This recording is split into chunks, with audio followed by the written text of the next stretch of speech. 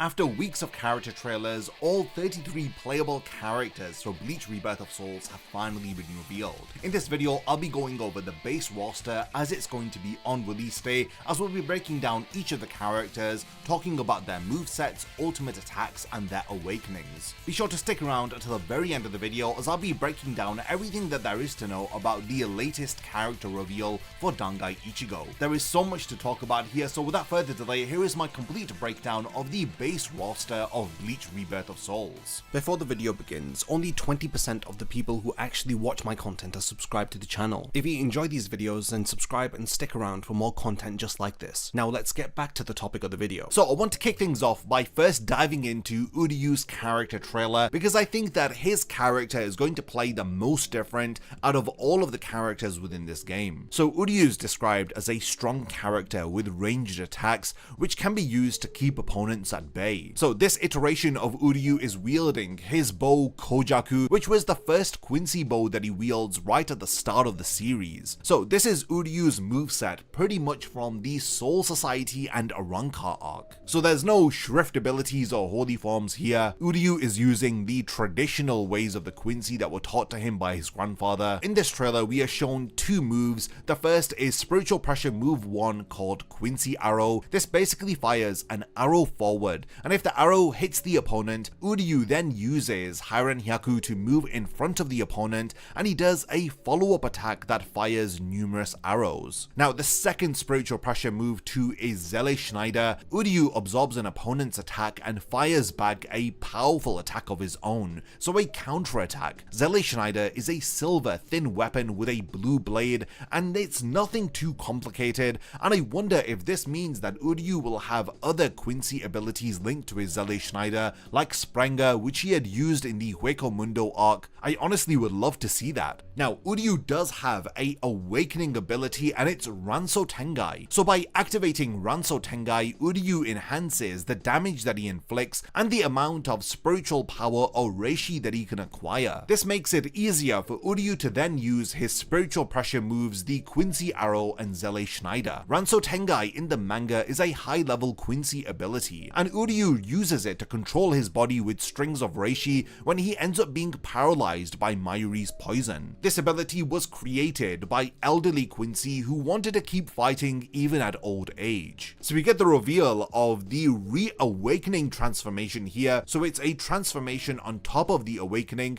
and Uryu's is the Let's Steal. We all know Let's Steal. This is the transformation that Uryu does against Mayuri, which costs him his Quincy powers. This enables a Quincy to collect large amounts of reishi, surpassing their previous limits, but this immense power is only accessible for a very short period of time. A lot of people are really in love with this very nostalgic design of Uryu, which takes us back to the Soul Society arc and the Arrancar arc. There's clearly a lot of attention to detail being paid here by the developers, as they are including the Zelle Schneider, Let's Steal, Ranso Tengai, and honestly a lot of the choices that they're making for the character moveset just makes sense for the point in the story that these characters are from. Honestly, from this very first character trailer, things are already looking really exciting. I wanted to see how Uryu plays because he's going to be a very unique character, similar to characters like Orihime and Chad, who are not going to be fighting in conventional Shinigami combat styles. Seeing this character trailer has convinced me that if we are going to be getting additional content like the 1000-Year Blood War arc, then Uryu is going to have a separate character from that story arc, because in the 1000-Year Blood War arc he pretty much doesn't use any of these moves, and he has an entirely different moveset which is based upon the fighting style of the Randen Reich. So I'm super excited that they've included Uryu into this game. There's a lot of potential here. I think we do need to see a bit more gameplay to see how the pacing of each fight works out, because at the moment the pacing of the game does appear to be quite slow. We've got 9 bars of health that we need to whittle down, so hopefully soon we'll get to see a full fight play out in real time to ease some of these concerns. But in terms of everything else, Uryu's gameplay trailer is amazing. Next, I want to talk about Rukia's gameplay trailer. She's described as being a very balanced character. She has strong restraint and an array of abilities for many different situations. So this trailer showcases 3 moves along with 1 awakening. So the first signature move is Hado 31 Shaka Ho. So the signature move allows Rukia to create combos and various forms of power with the Shaka Ho by holding the input button. Shaka Ho is one of the most widely used Kido spells spells in Bleach. We see nearly all of the lieutenants use it, and it involves creating red hot flames which can be released from both or just one hand. It is a mid-level Kido spell that is taught at the Shinigami Academy,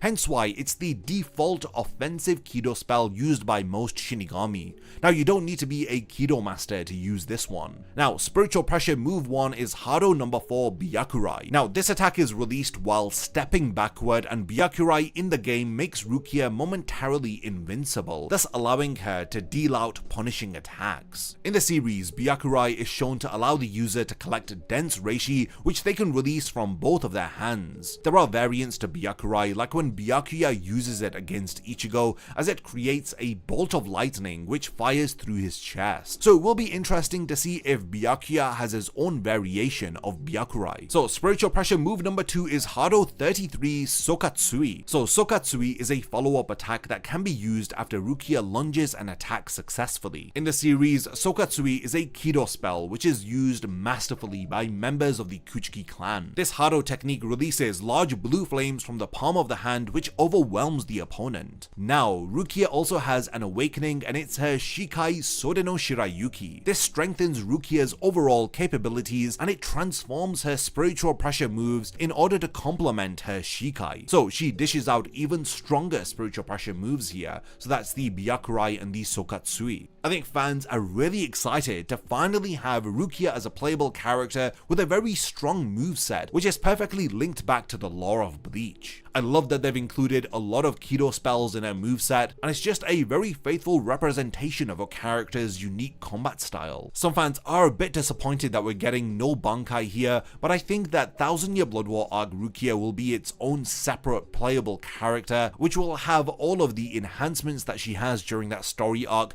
along with hopefully an awakening, which is Haka no Togame. I think aside from the concerns that Rukia doesn't have her Bankai in this game, fans more so just want to really switch out the English dub and be able to play the game in the Japanese version, which I think will definitely be an option in the settings. So Rukia's character trailer has had a very positive response from fans. Her character model looks amazing, she has unique abilities, and there's just a really nostalgic feel to the game. Okay, so I've saved the character that we've seen the most of till the very last. So we have Ichigo, who is described as a character who can dish out high damage and is easy to handle. So an amazing character for beginners to dive into. Ichigo has special action, which is the reverse action, and this is the key to offense and defense within Rebirth of Souls. So in addition to the effects of the normal reverse action, Ichigo is given various enhancements such as a boost in his basic performance, changes in some of his actions, and an increase in damage from his Kikon move. So to reiterate, this is when his special action reverse is activated. Following this, we have special flash attack, which is a move that allows Ichigo to attack while he is charging forward. When successfully executed, it can be continued if an additional input is made during the attack. Following this, we have Spiritual Pressure move Wielding. Now this is Ichigo using his Zanpakuto similar to Hollow Ichigo. So Ichigo wields Zangetsu, which makes him momentarily invincible again,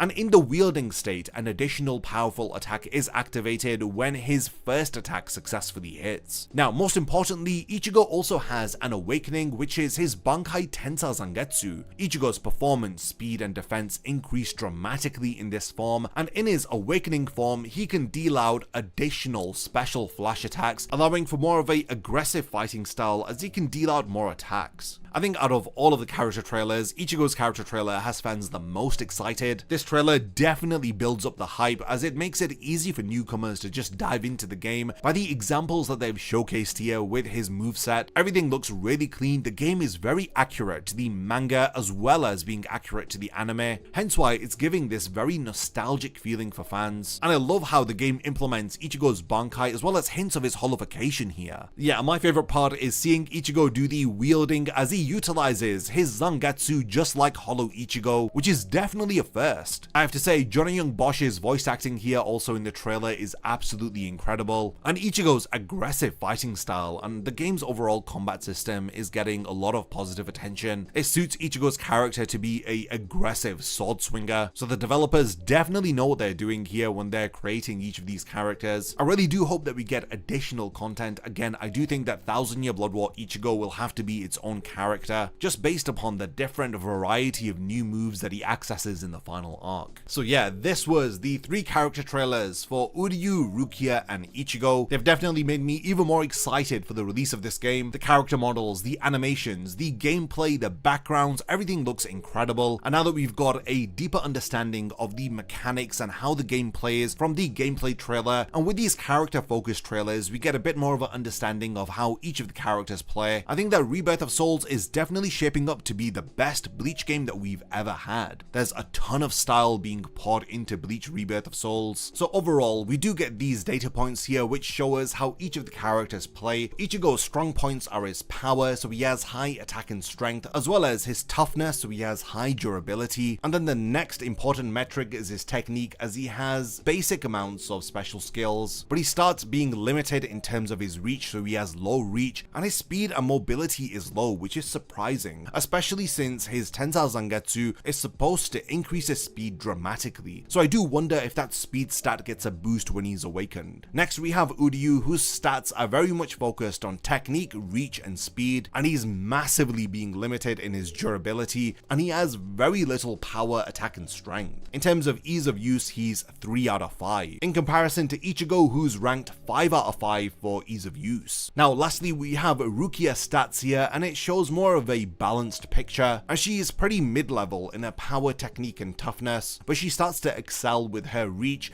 and most notably she has high amounts of speed, with mobility being her highest stat, and her ease of use is again 5 out of 5, similar to Ichigo. Byakuya Kuchiki. Now he is described as a tactician who adapts his fighting style depending on the situation, and he uses Zenbonzakura to cut down his enemies. Byakuya can fight at any distance due to Zenbonzakura's ability to change forms. His first move is signature move Zenbonzakura Seal and Release. Now this is a technique that switches between seal and release forms, and when it's used properly, it will maintain a distance advantage over Byakuya's opponent. You can see that he's continuously maintaining the distance against his opponent by attacking with the sealed sword and then releasing the Shikai in order to maintain that buffer space. Okay, then we have Spiritual Pressure move 1, which is release Zenbonzakura and seal Zenbonzakura. This attack involves Byakuya attacking his opponent from all directions with an invisible blade. Now the technique changes depending on the form that Zenbonzakura is activated in. In the released form, it draws in the opponent, while in the sealed form, it blows the opponent away. Spiritual Pressure move 2, That Won't Touch Me,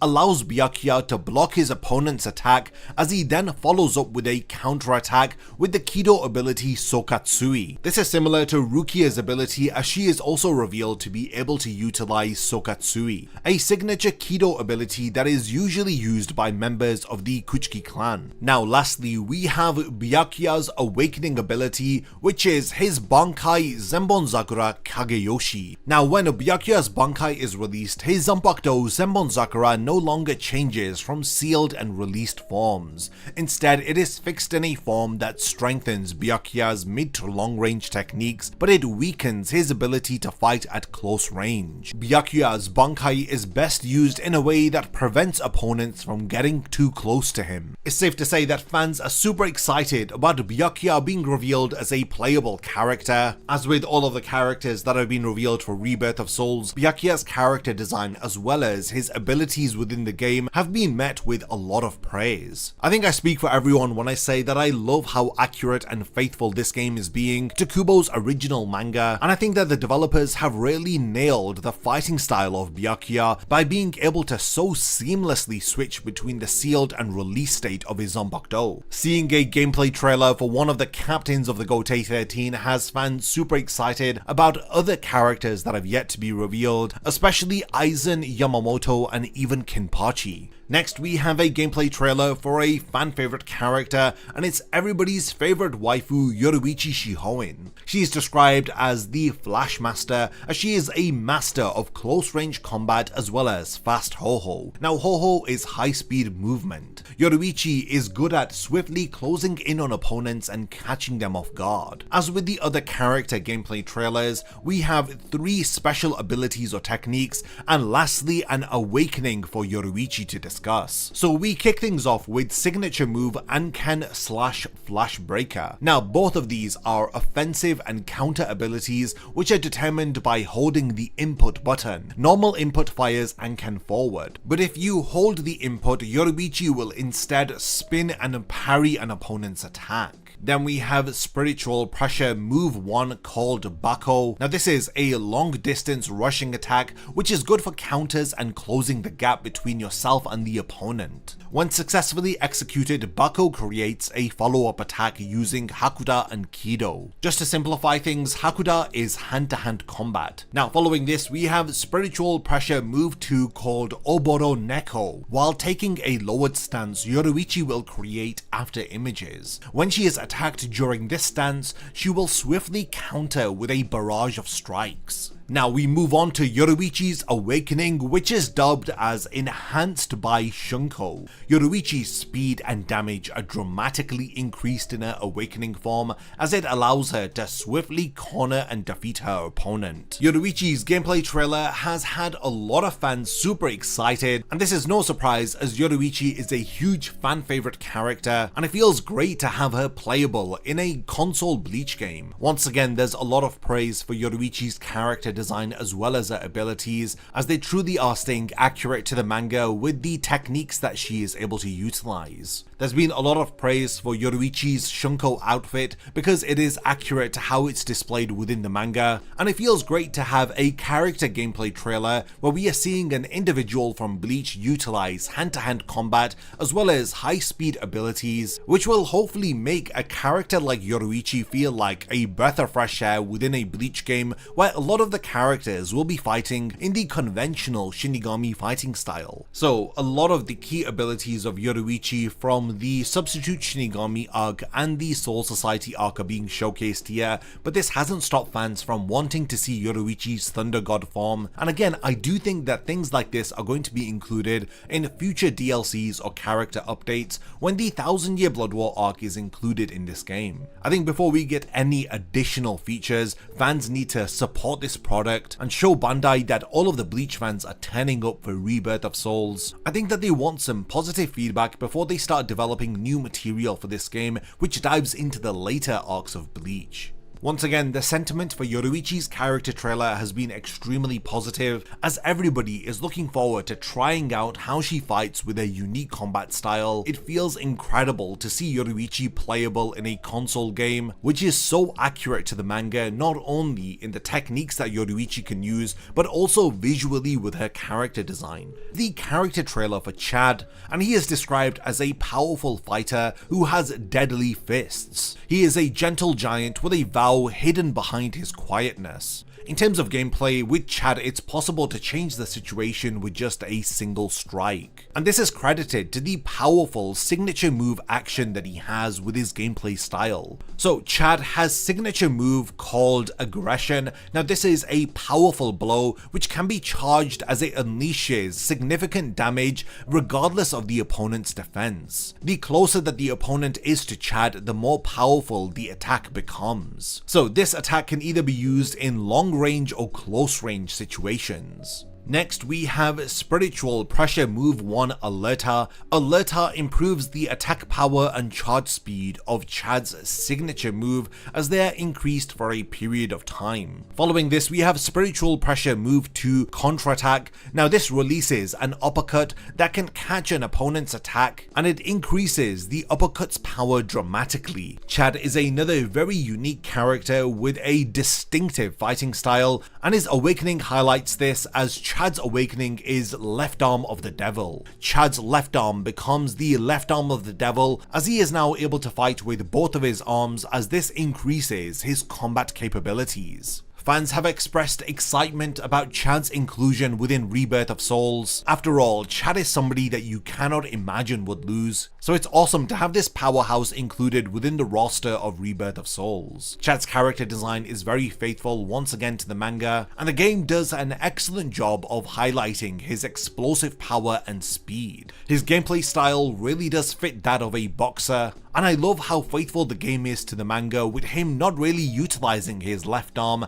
and until he activates his awakening. There are a lot of diehard Chad fans who are super happy about this gameplay trailer, and it feels great that he is finally getting the love that he deserves. Chad's gameplay trailer actually gives us one of the main teases that Arrancar arc material is going to be in this game, with his awakening left arm of the devil. So hopefully we'll get more Arrancar arc material showcased as we get to see more character gameplay trailers in the future. Once again, Chad's gameplay trailer has been met with overwhelming positivity as fans love his character design, the moveset that he has, and how faithfully he is represented within the game. Urahara's gameplay trailer, so he's described as the head of Urahara's shop. It stated that he stands freely at close quarters, offensively and defensively, with a fearless smile. So Urahara's first attack is called Special Flash Attack, and it's similar to Byakurai. This is an attack that has a wide attack range, and it can be used to check an opponent at a distance, thus hindering their movement. So you can see in this attack he fires this red beam out of his sword at long distance, and he can fire it at close range too. So Urahara's spiritual pressure move 1 is Kamisori Benihime. Via this attack, Urahara sends blood slashes forward.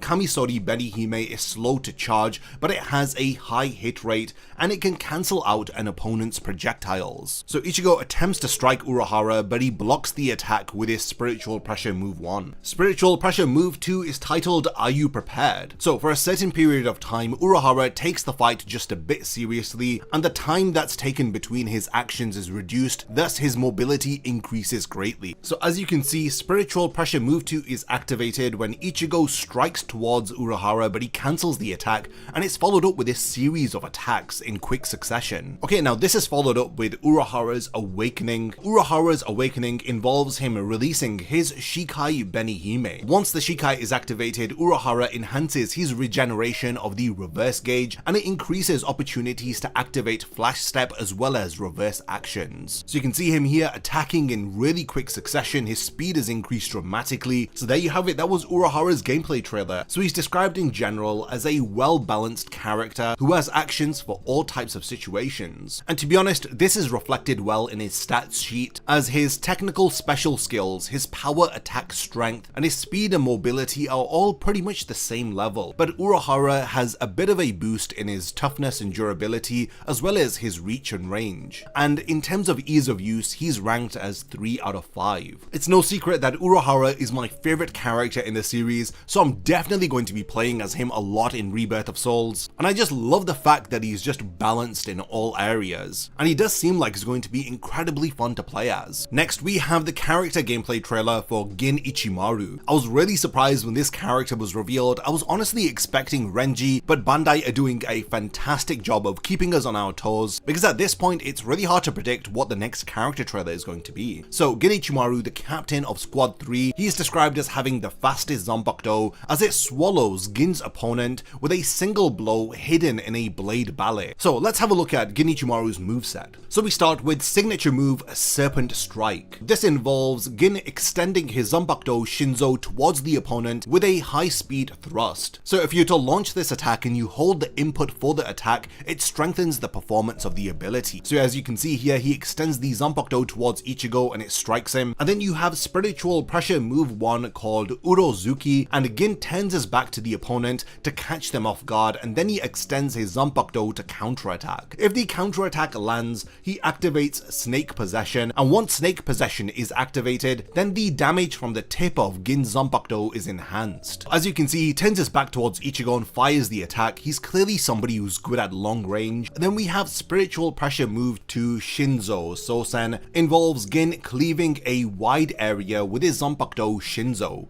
Now if the attack lands on his opponent, the Zanpakuto extends for a follow-up attack. So you can see here Gin sweeps the area and then he strikes Ichigo in midair. Now that is a super impressive move, and I'm sure it's going to be very satisfying to pull off when you're playing as this character. Now next we have Gin Ichimaru's awakening. Now Gin's awakening involves releasing his Bankai Kamishini no Yari. Gin's range of attack increases here as it allows for a fighting style which keeps his opponent at bay. So it's no secret now that Gin is a long-range fighter, and you can see in his awakening state he's constantly putting the pressure on his opponent, making sure that there's a lot of distance between him and the enemy. So yeah, that was Gin Ichimaru's amazing character reveal trailer. He is described as a strong medium to long-range combat character who utilizes long-range abilities to keep his opponents at bay. So here are the gameplay stats for Genichimaru. So in terms of technique with his special skills, he's pretty decent, but in terms of his power, his attack and strength is lacking, along with his durability, which are both his weakest stats. But Gin truly excels in his speed stat, as his mobility is incredibly high, and his highest stat of all is his reach, as his range of attack excels almost every other character that's been revealed thus far. In terms of Genichimaru's ease of use, he is ranked as 4 out of 5 stars. So yeah, this type of character is going to attract a particular style of player, and I know it's not going to be for everyone, but I'm so glad that there's just this variety of characters that's been included within Rebirth of Souls. Rangiku Matsumoto. Honestly, this one had taken a lot of us by surprise. So she is described as the charming lieutenant of Squad 10. She can turn her sword into ash and run freely across the battlefield. So her character model looks absolutely incredible, and again, with all of the characters, she's very on model. So her first ability is signature move Hado 31 Shaka Ho. She fires a Shaka Ho which travels at slow speed, and if it hits the opponent, it can be used for a follow-up attack. It is a simple attack but has a lot of utility. So you can see that she fires the Hado spell at Gin, and following the attack, she has a bit of room to land another attack or to dodge a follow-up attack from her opponent. Her next ability is Spiritual Pressure Move 1 You're Too Slow. This is a counter move which allows Rangiku to come up behind her opponent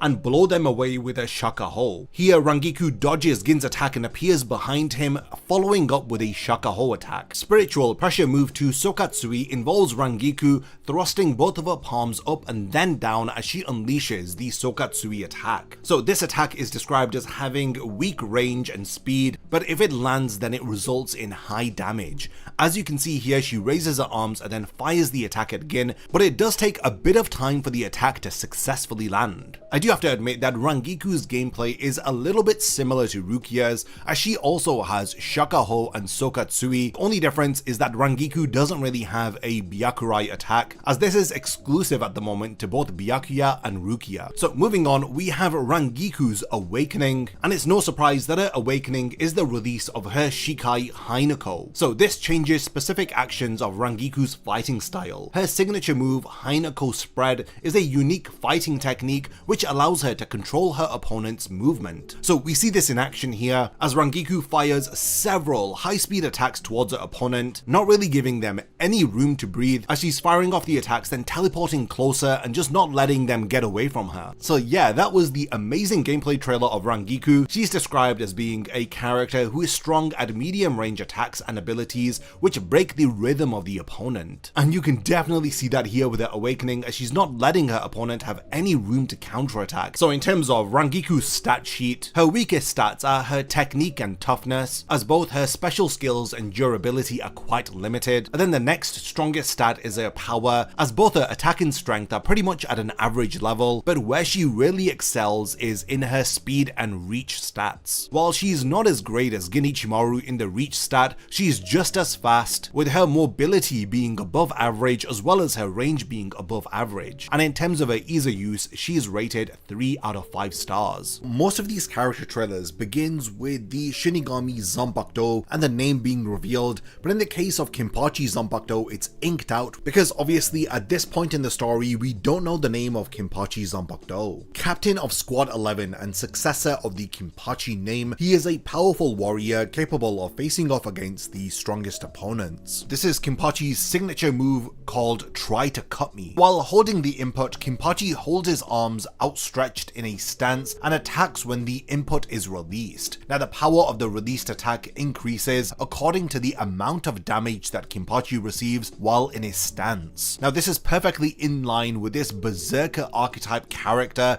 that is typically seen in fighting games. Again, this is taken straight out of the manga. You can see him standing here taking all of the attacks until he finally strikes back. Following this, we have Spiritual Pressure Move 1 called Chop You Up. This involves a large downswinging slash, and the attack can hit an opponent at a distance, as Kenpachi takes a large step forward during the attack. So just to see this in action, you can see Kenpachi takes a step forward and strikes with a lot of impact here. Ichigo is literally in the middle of an attack and he overpowers him and strikes him down. So it does seem like the first attack stuns Ichigo and then it can be followed up with a second attack. Now we have Spiritual Pressure Move 2, and this is titled Nothing I Can't Cut. Kenpachi charges and slashes his opponent, and if it hits, Kenpachi follows up with a flurry of attacks. Now holding down the input will add the effect of breaking an opponent's guard. So this one's really interesting. As you're seeing on screen here, Ichigo charges towards Kenpachi about to attack,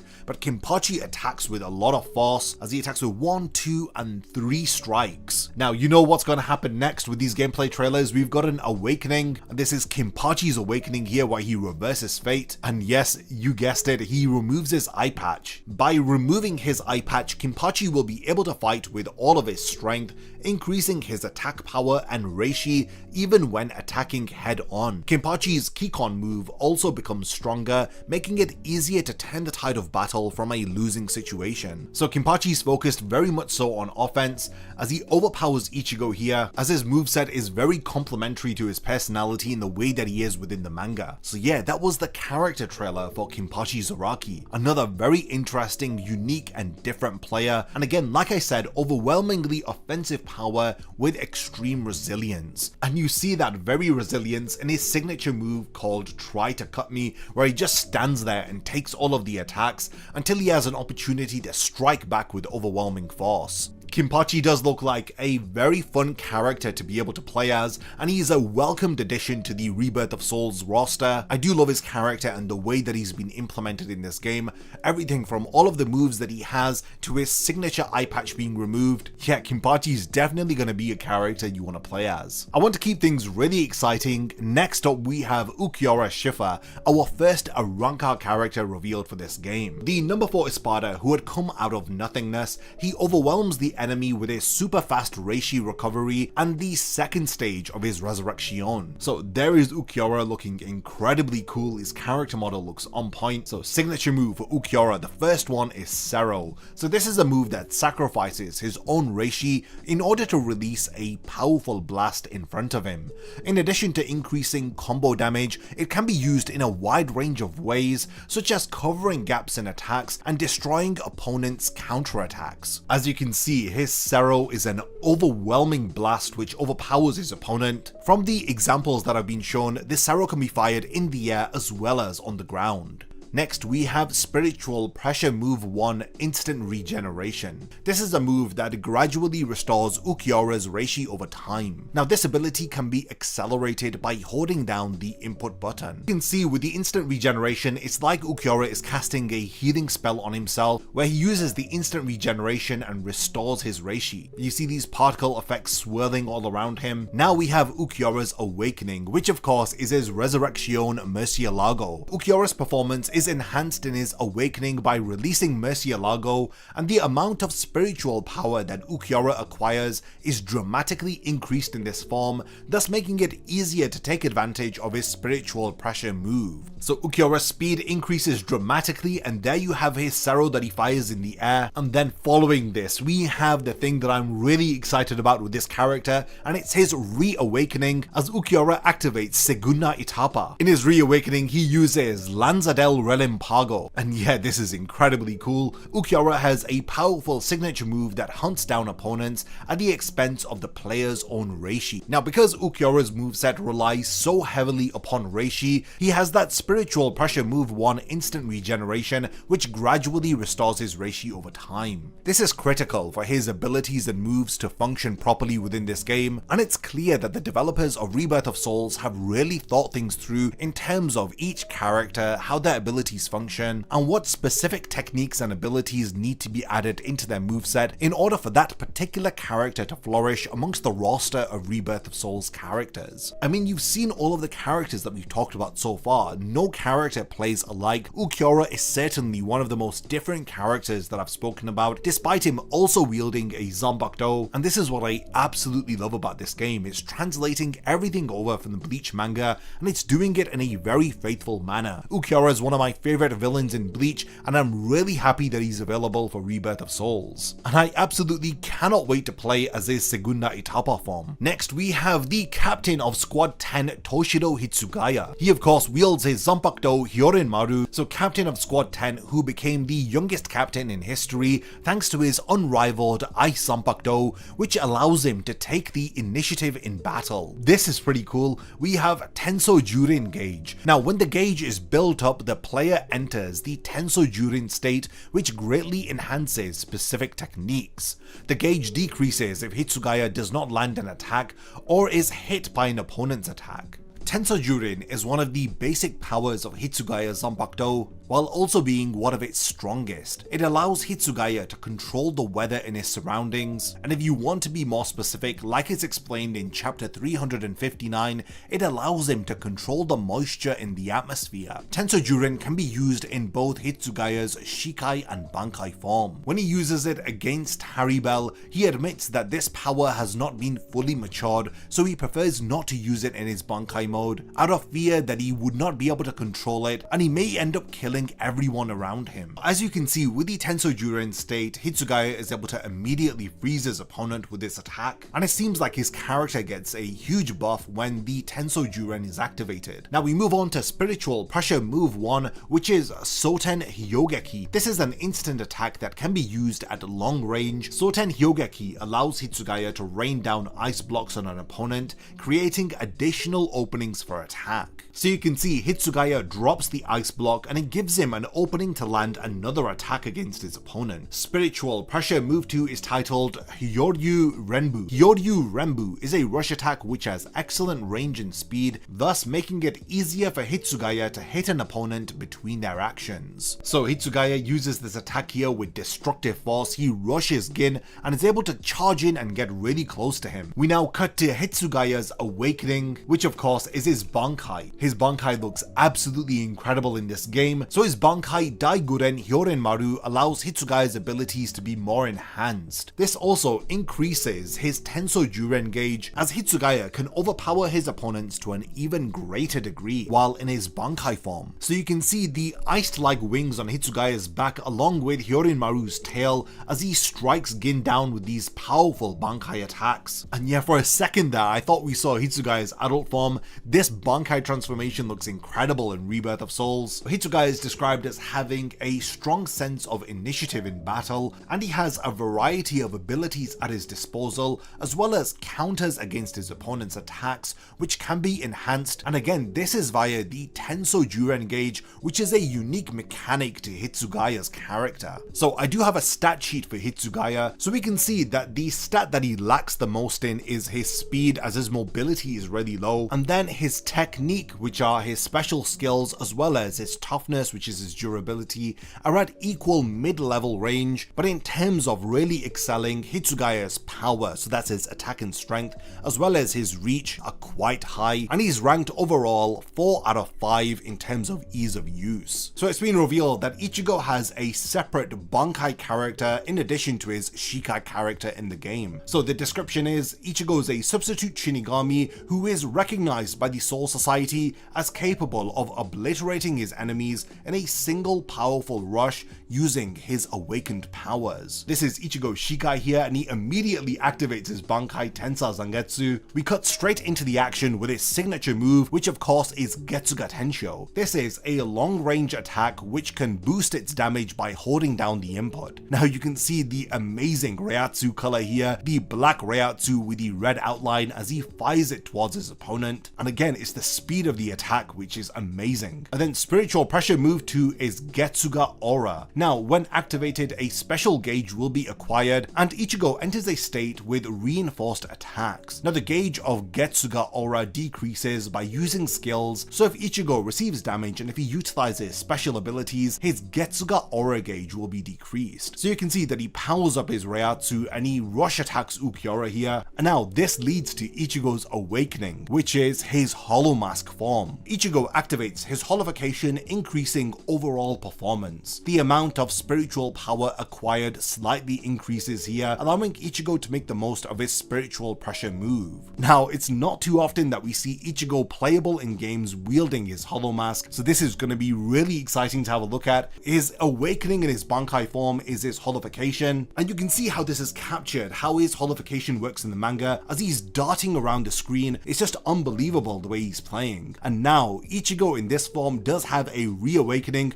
which is his full holification or his Vastolore form. Now this is intense. In this reawakening form, we see a cutscene here which is taken right out of the manga, with Ulquiorra being crushed under Vastolore Ichigo's feet as a Zero is being charged and fired at him at point blank range. This just looks so incredibly powerful and overwhelming. They do make sure not to show us too much as we cut to the end of the character trailer, and Ichigo Kurosaki in his Bankai form is described as being diverse with stable action with wild high-powered attacks while in full holification. Now it's going to be very exciting to play as Vastolore Ichigo. Kaname Tosen. So he is the captain of Squad 9 who despises the world and has chosen to take justice into his own hands. His lack of eyesight has led him to develop a unique form of vision and counter-attacking. So there's Tosen's character model. He looks very on model. So we've got his first signature move here called Transcendence. This is a counter technique in which Tosen goes behind the opponent and unleashes a slash. The ability can also nullify long range attacks. So here we see Chad lunge towards Tosen, and Tosen counters by appearing behind him and striking him. Now spiritual pressure move 1 is Suzumushi Nishiki Benihiko. This is an attack in which Tosen jumps backwards and releases numerous needle-like blades. Tosen can both evade and attack if this attack is timed correctly. So you can see the attack here. Tosen activates it, he jumps backward as several needle-like blades attack Chad. Now that looks like a really solid ranged attack. And spiritual pressure move 2 is called Sayabane. This is a rush and slash attack, and when it's executed correctly, Tosen will fly backwards while releasing Benihiko, transforming the attack into an offensive and defensive move. So there appear to be 2 iterations of spiritual pressure move 2, one where Tosen jumps backward and he unleashes those needles, which is a bit more of a defensive play,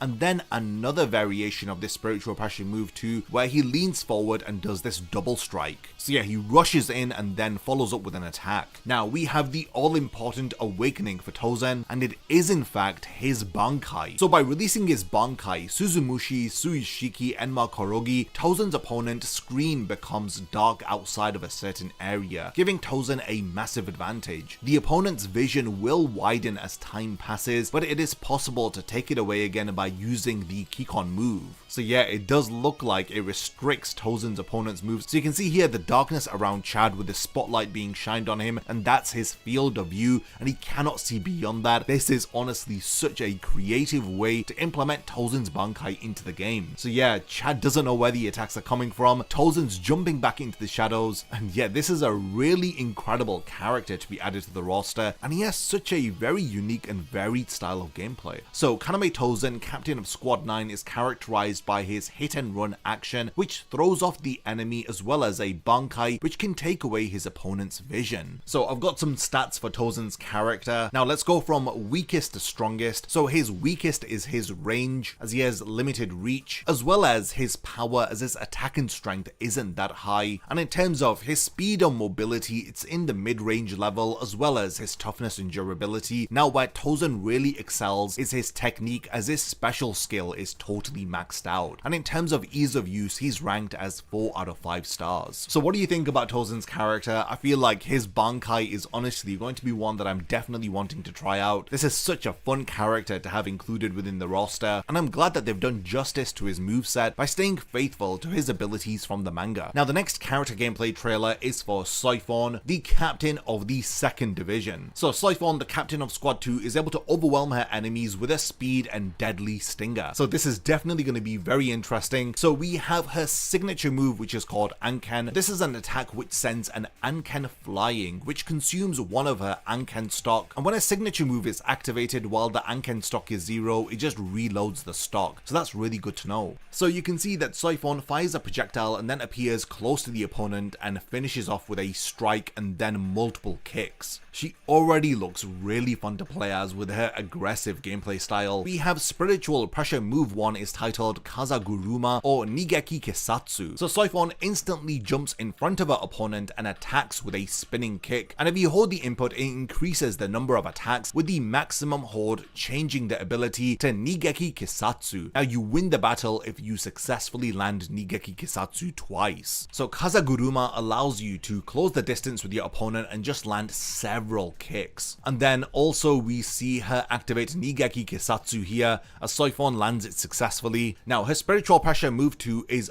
Bakudo 30 Shitotsu Sanzen. Now launching a Shitotsu Sanzen forward, if this hits then Soi Fon strikes with a Hakuda, which is surrounded by Kido as a follow-up attack. Now holding the input will then restrain the opponent for a longer period of time. Now this Kido is rather slow projectile attack. Now when it successfully makes contact, it holds the opponent in place, allowing Soi Fon to follow up with a powerful attack. Now while in her awakened state, she activates her incomplete Shunko. So this improves the damage that she deals with her combos, as well as the amount of spiritual power that she gains in battle, along with her dash speed, and overall her awakening makes the most out of all of her strengths. So you see here Soi Fon moving incredibly fast, closing the distance on Yoruichi, and just constantly putting the pressure on the opponent, and overwhelming them with this aggressive barrage of attacks. So yeah, that was Soi Fon's character in Rebirth of Souls.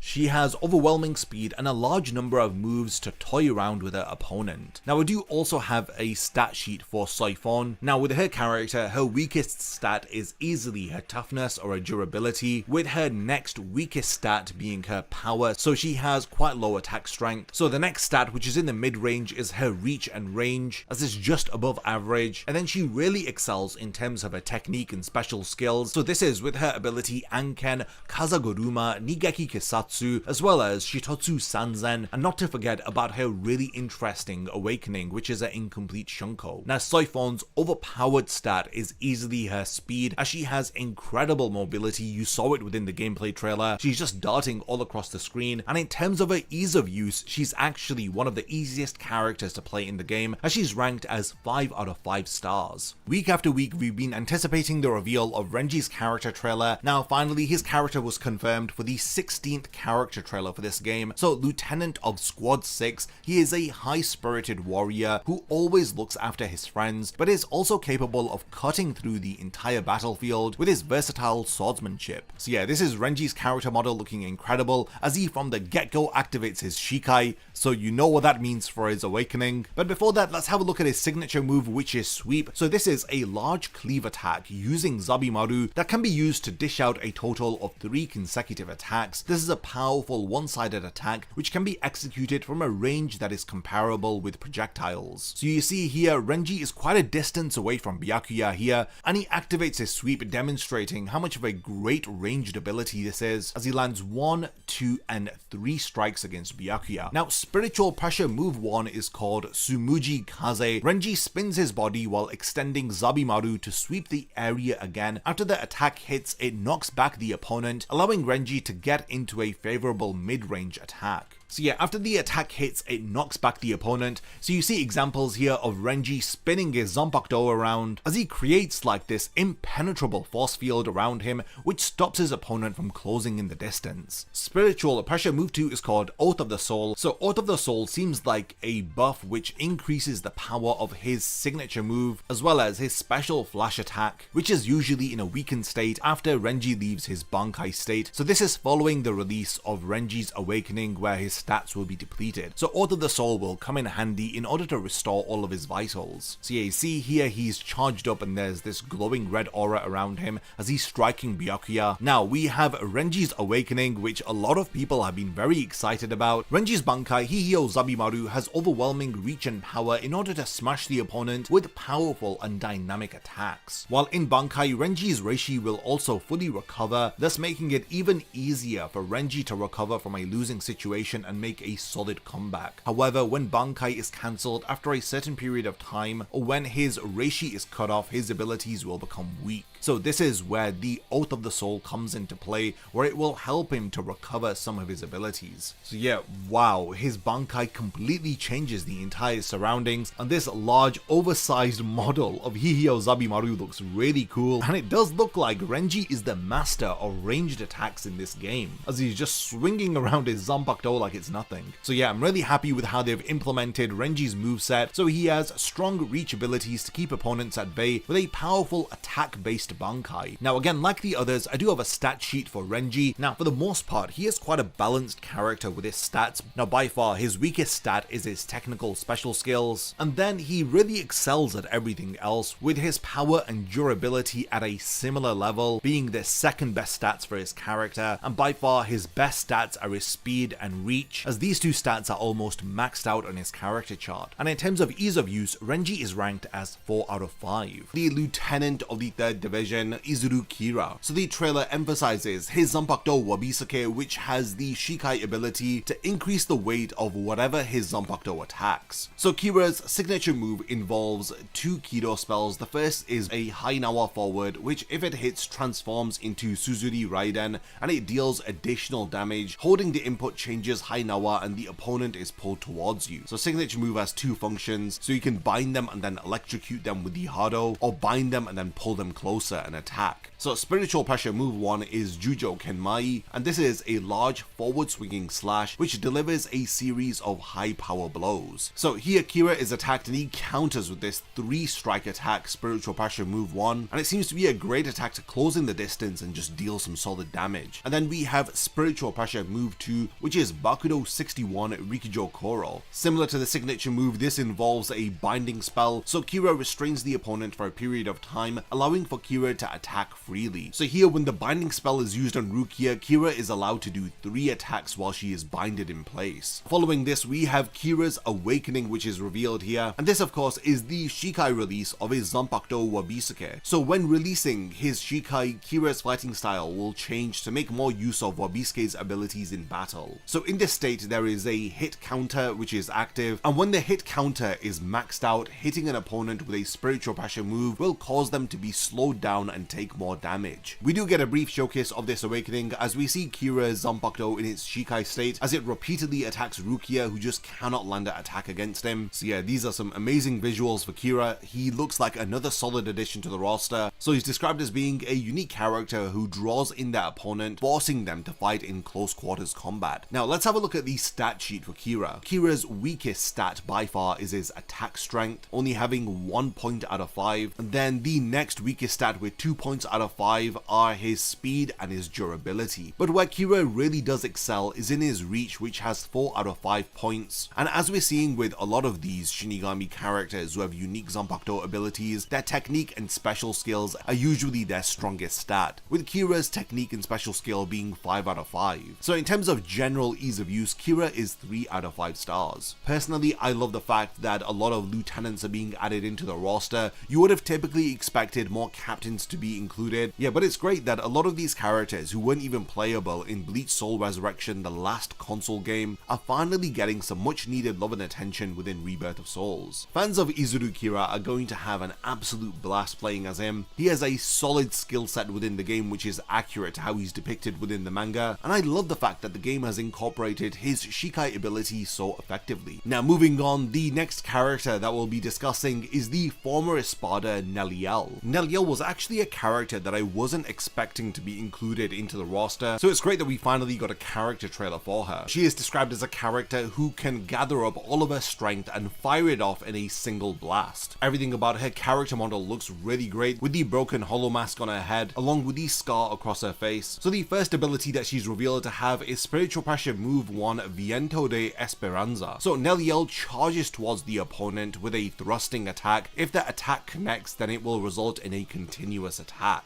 So because this attack relies upon an additional attack, they do said that it's best to build the signature move gauge in order for Spiritual Pressure move 1 to be as effective as possible. So you can see during this example, Nelliel closes in the distance with that thrusting attack and then leads in with 2 follow-up attacks. Following this, we have her signature move, which is called Kadena, and this involves holding the input, which increases the ability gauge. So the gauge that is built up via Kadena can be used as an additional attack with Spiritual Pressure moves. So the example here, we see Nelliel with this red aura as she's presumably building up that gauge. This is followed by 3 sword attacks and 1 Sero Blast, presumably. Spiritual Pressure move 2 is called Sero Syncretico, as Nelliel summons both Pesce and Dondachaka, and similar to the manga, together they fire off an oversized Sero. So it's a great attack for long range as it does high damage, but it does take time to charge up. Now in the manga, this attack was used without Nelliel, as both Pesce and Dondachaka had used it against Szayelaporro. So in the example here, you can see her summon Pesce and Dondachaka, and it's a bit more of an assist attack rather than a direct ability from Nelliel. Now following this, we do have Nelliel's awakening. This is her resurrection called Gamuza. So this awakening alters the motion of her attacks as it makes it easier for Nelliel to gain an advantage as she uses long range attacks which the opponent will struggle to counter. In the resurrection, she wields that double-sided lance as it puts a great deal of pressure on the opponent. So in rapid succession, she can fire off multiple moves, push them back, and then charge in again with the lance. This short preview character trailer does a fantastic job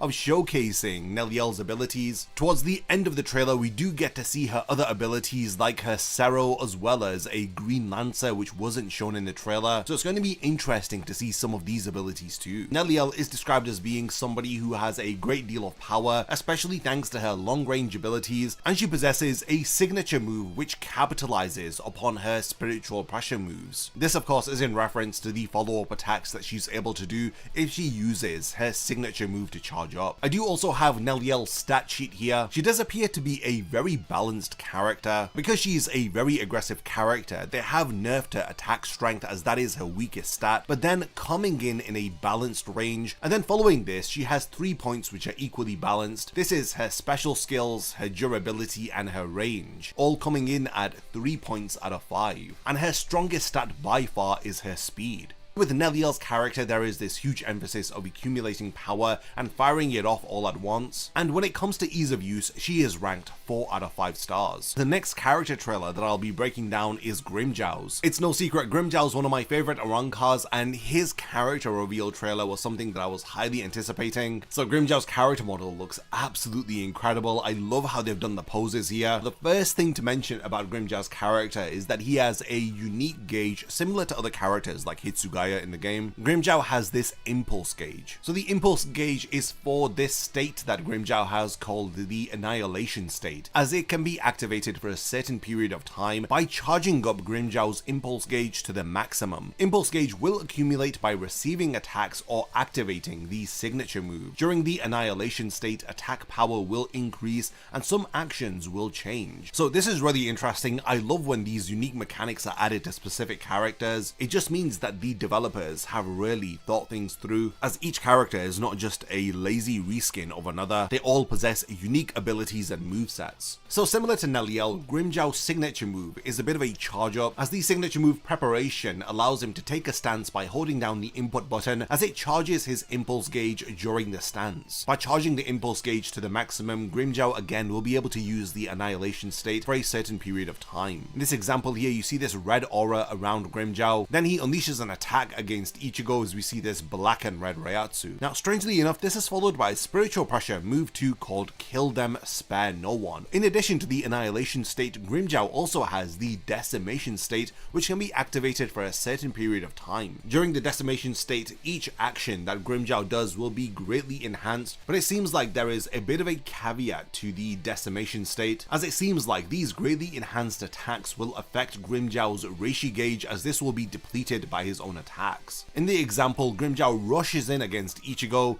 and he's just firing off multiple rapid succession attacks, and then following this we have his awakening, which of course is his Resurrection Pantera. The description here states that Grimmjow's performance is enhanced by releasing his Resurrection Pantera, and the amount of reishi and the damage that he deals will increase, and using the awakening in conjunction with the annihilation state and the decimation state will allow Grimmjow to utilize explosive power in fights. So in the example, we have Grimmjow's Pantera state and he's going absolutely crazy. The fighting style is exactly as you would expect with Grimmjow, who has a very aggressive combat style. Another character who's constantly putting the pressure on his opponents, similar to individuals like Kenpachi and Soi Fon, who like Grimmjow are both very unrelenting in their close quarters combat. Now here, towards the end of this awakening example, we do see him use a Desgaron, where he charges up the reishi in his claws and attacks Ichigo. So yeah, that is really awesome to see. That's the very impressive character trailer for Grimmjow. So he's somebody who's characterized by his explosive combat style. By using the signature move to charge up his gauge, he can take advantage of the separate annihilation and decimation states in order to channel a great deal of explosive energy into his attacks. Grimmjow's stat sheet is very revealing, and as you would expect, his range is his weakest stat with 1 point out of 5. And then following this, his technique special skills are at 2 points out of 5, but his true strength lies in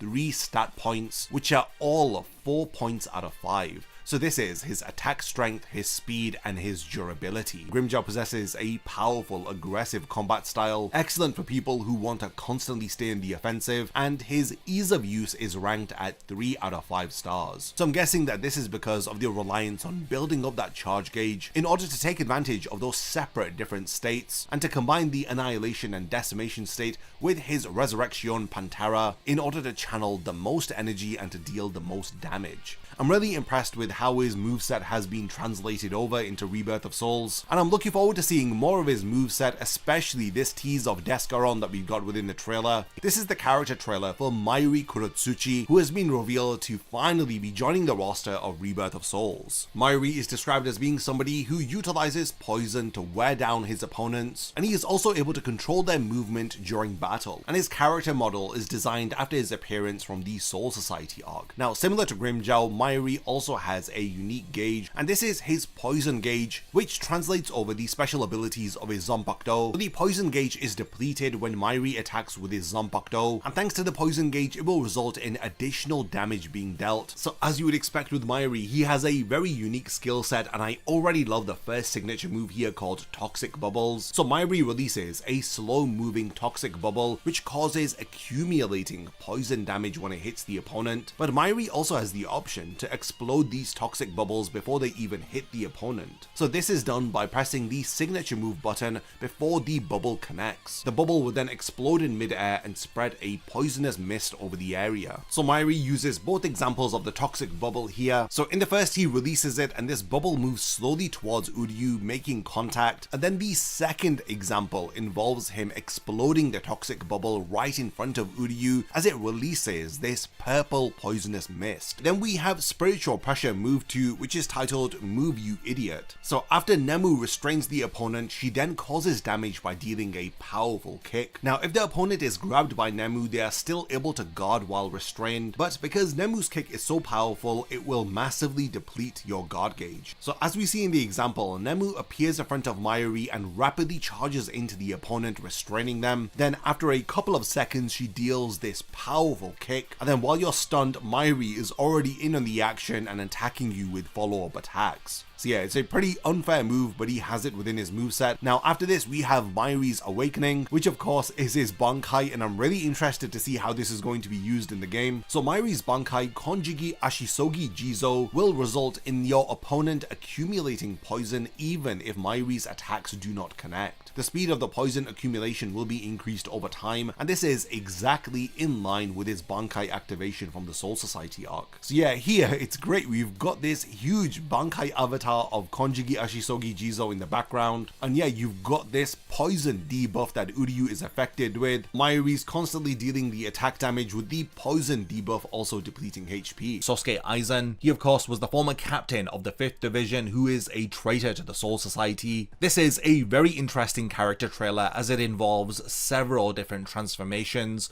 because of Aizen's Hokyoku infused forms. So he's described as being the captain of the 5th Division. He proudly possesses spiritual pressure which surpasses all of the Shinigami, and this is in combination with his unparalleled power which exceeds limitation. So there you have Aizen's character model, looks incredible. The first ability that we are shown is spiritual pressure move 1 called El Escudo. So when this ability is activated, the guard gauge will decrease and negate the knockback from enemies' attacks until the gauge becomes 0. So we can see an example of this as Aizen summons this green portal in front of him. Yamamoto attacks it, but the attack is negated, so this then leaves an opening for Aizen to land some follow-up attacks. So it seems like a defensive ability. Aizen can use this to create an opening. And now the next ability is Spiritual Pressure Move 2. Everybody's familiar with this. It is Hado number 90 Kurohitsugi. Aizen did use this during the 1000-year Blood War arc as he had destroyed all of those creatures that were falling down from the royal palace onto the Serete. So Kurohitsugi is described as a bit of a follow-up attack, so you have to slash forward and then perform Kurohitsugi via Eisho Haki. Eisho Haki means without an incantation. The damage from Kurohitsugi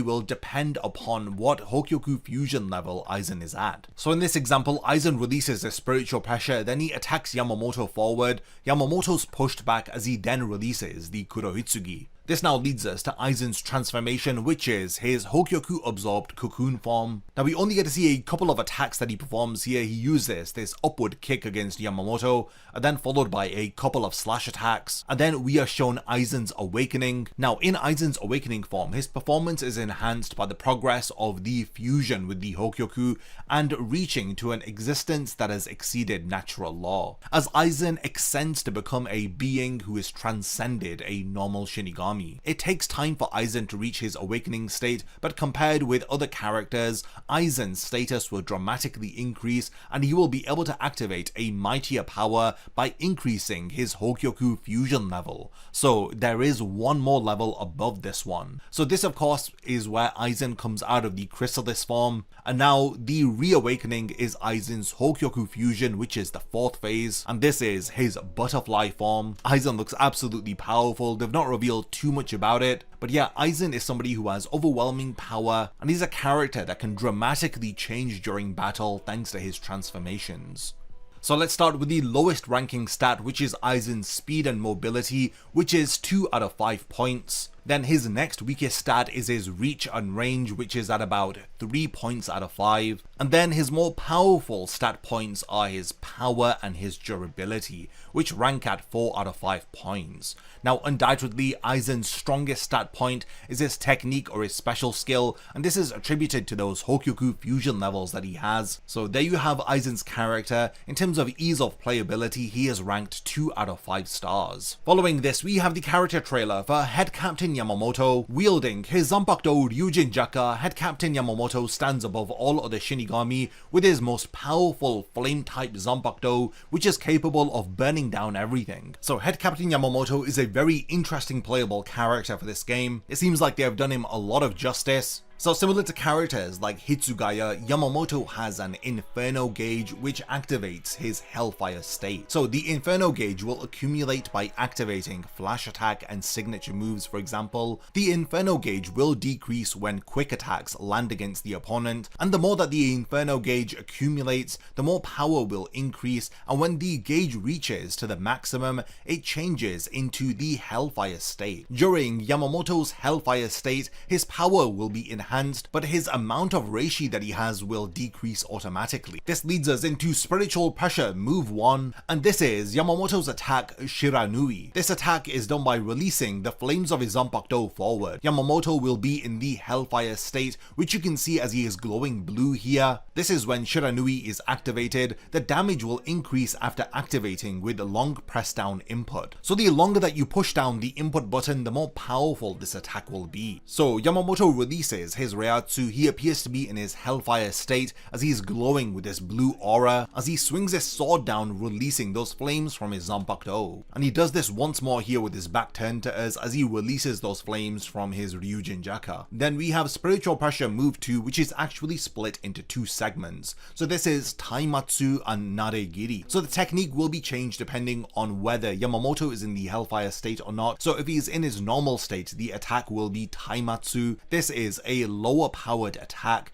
as the Inferno gauge will not accumulate for a certain period of time after the attack is activated. Now if you use Spiritual Pressure move 2 while in the Hellfire state, it activates Naregiri. It releases a very powerful slash covered with massive flames. The Hellfire state will be removed after the attack is activated. So you have an example of both of the moves here. The first here is of Taimatsu as Yamamoto spins and releases those flames from his Zanpakuto. Then the second is of Naregiri as Yamamoto does like half a spin and just cuts into Ichigo. Okay, then following this we have Yamamoto's Awakening, which is the release of his Shikai. In Yamamoto's awakened state, his performance will be enhanced by increasing the power output of his Ryujin Jaka. So with the increase of Yamamoto's Reishi and the increase of damage from his Shikai Ryujin Jaka, it allows Yamamoto to make up for his low speed as he can unleash overwhelming power. So we can see his awakening in action as he overwhelms Ichigo, slashing him from the front and from behind, with his flames being released with every single strike of his blade.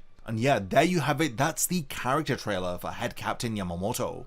Yamamoto is a character who has high damage, allowing him to burn everything with his Zanpakuto, which possesses immense firepower.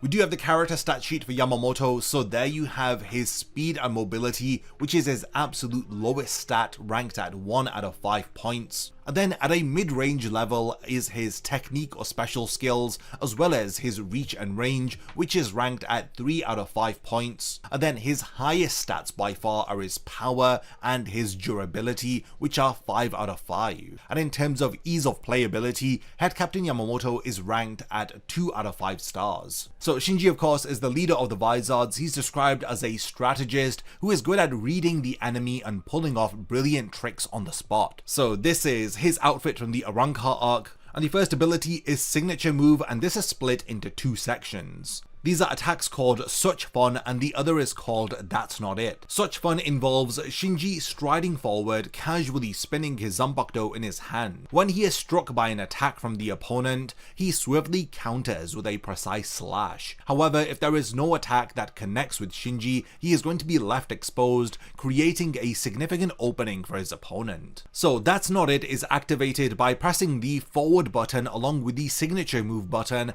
while in Sakanade's enhanced state. Shinji rotates his Zanpakuto while advancing forward.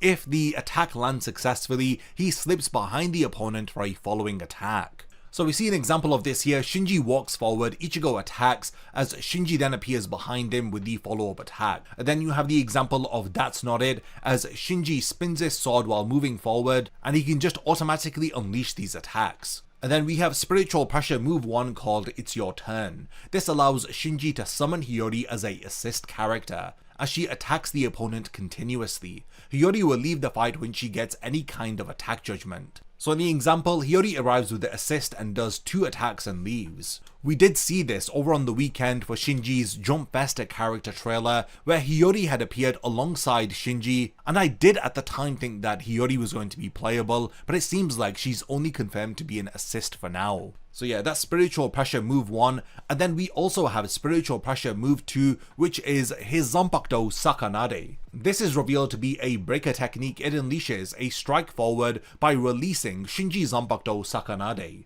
While Sakanade's range is narrow, it is unblockable and it triggers a follow-up combo upon landing, successfully hitting reinforces Shinji with Sakanade's enhanced state. In the example, you've got Shinji glowing with his blue reishi, as he attacks Ichigo, appearing behind him with a follow-up attack and then in front of him again.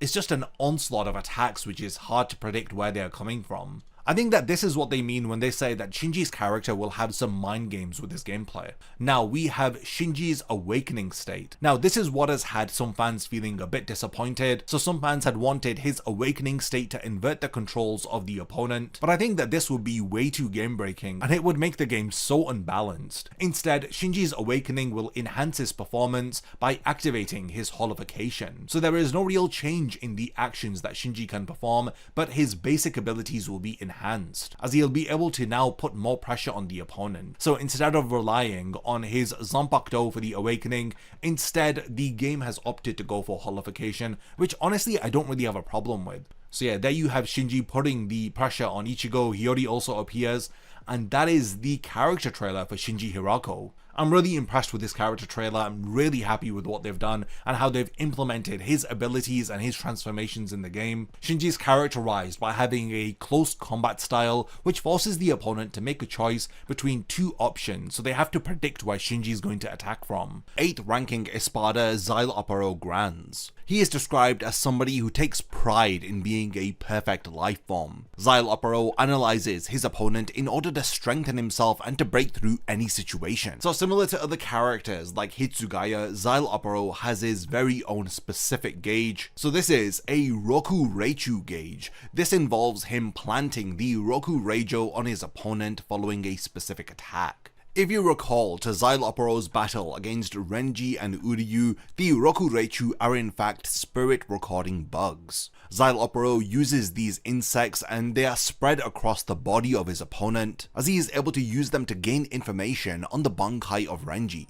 The Roku Reichu allows Szayelaporro to gain information about an opponent's Reiatsu all the way down to its spirit particle composition, as he learns about his opponent's forms and abilities. He also uses these spirit recording bugs to gain information about Uryu's Quincy powers. So it's incredible that the developers have actually incorporated this concept into Szayelaporro's moveset. So it seems like the Roku Reichu are planted on the opponent following a certain attack. So as the fight progresses, the number of Roku Reichu required to increase the spiritual pressure analysis level gauge with the signature move and spiritual pressure move 2 will decrease. The spiritual pressure understanding level will increase by collecting the planted Roku Reichu with signature move or spiritual pressure move 2. So as this spiritual pressure understanding level increases, Szayelaporro will earn specific benefits like decreasing the damage you receive when you get hit, as well as increasing the probability of dealing out larger damage by your Kikon move,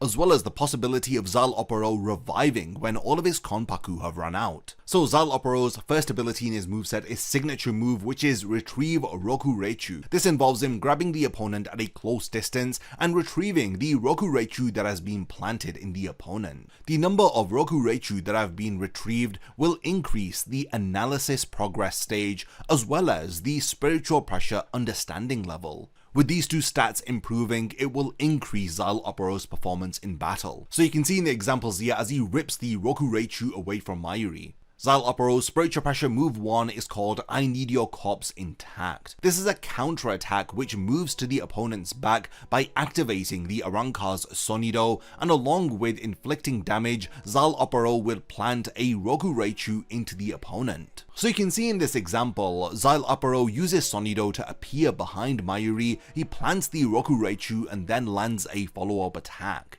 We then have Szayelaporro's Awakening, which of course is his Resurrection. So Szayelaporro's performance is enhanced by releasing his Zanpakuto La Luriosa with Resurrection. So the number of Konpaku that Szayelaporro can remove via his Kikon move will vary depending on the probability, and the higher the spiritual pressure analysis level that he has, the more possibility that he has to deal out higher damage.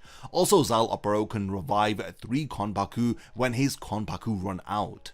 But again, it relies heavily on utilizing that Roku Reichu mechanic so that the spiritual pressure analysis level can be increased to as high as possible. So you can see Szayelaporro in his awakened state with his Resurrection, as he even is able to summon a Hollow to assist him. And yeah, that's the character trailer for Szayelaporro. It's a very short and sweet trailer. We also see glimpses here of Szayelaporro using his puppet theatre technique where he breaks the organs of his opponent. So Szayelaporro's character is described as being tricky, along with him having a unique set of rules for his gameplay. I do have the stat sheet for Szayelaporro, so let's go over all of his different stats. So his lowest stat by far is his attack strength, which is only 1 out of 5 points. Then his next lowest stat is his durability, which is only 2 out of 5 points. And then his highest stat points are his speed and his reach, which are both balanced out at 3 out of 5 points. And its most strongest stat point is definitely his technique special skills, which are 5 out of 5.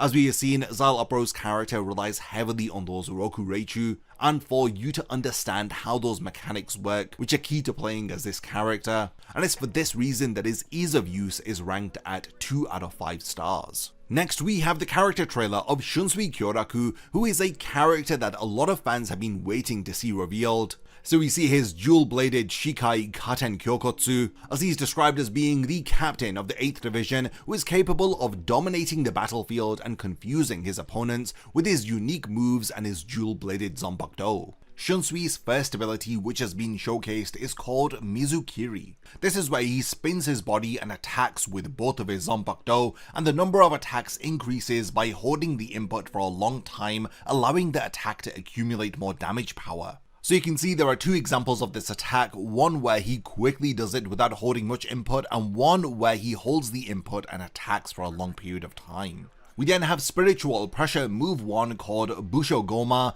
and this is an attack which sends wind pressure towards the opponent. So because Shunsui doesn't have that many long range attacks, this kind of compensates for it. And it is possible for Shunsui to attack at the same time as this wind pressure that's being sent towards the opponent. So in the example, you can see Shunsui charges up his spiritual pressure and sends the gust of wind towards the opponent from a long range. His next ability is spiritual pressure move 2 called No Need to Panic. Shunsui instantly moves to the front of the opponent and then rushes towards them with 2 swords. This allows the player to close the gap and thus inflict damage instantly against the opponent, as this makes it really easy to take advantage of opportunities where there is an opening against the opponent. In the example, you see Shunsui appearing in front of the opponent, crashing down against them, and then unleashing a barrage of attacks which overwhelms them. And the attack ends with Shunsui swinging both of his swords, pushing the opponent back.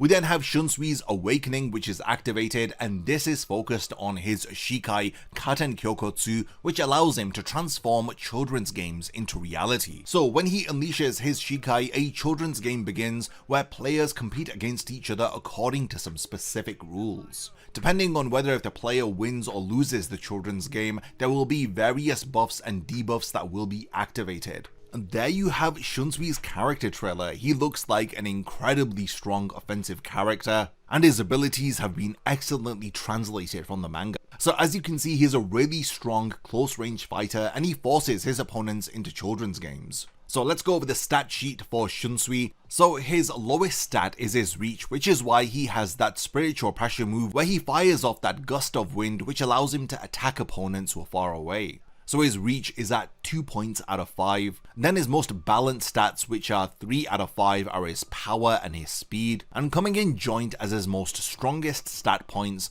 are his durability as well as his special skills, as they are both 4 points out of 5. And in general, Shunsui has been ranked to be 3 out of 5 stars for ease of use. He is definitely a welcomed addition to the roster. After head captain Yamamoto, I really wanted to see Shunsui in the game. So yeah, it's amazing that the future head captain of the Gotei 13 has also made an appearance within Rebirth of Souls. Next, we have the character trailer for the captain of the 7th Division, Sajin Komamura. His strength allows his attacks to inflict heavy damage as well as cover a wide range on the battlefield. So we start off with Komamura's signature move, which is titled Activate Tenken. Most of Komamura's moveset, when he hasn't activated his Bankai, relies upon Tenken, which is Heavenly Punishment. So in Rebirth of Souls, the first time that the signature move is activated, it prepares his Tenken, and when the second time it's activated, a huge sword is thrust forward by Tenken. This attacks a wide area, and the attack can even reach opponents who are at a distance. So we see two examples of the signature move where his attack rains down on the opponent and reaches them. Then there is Spiritual Pressure move 1 called Divine Punishment,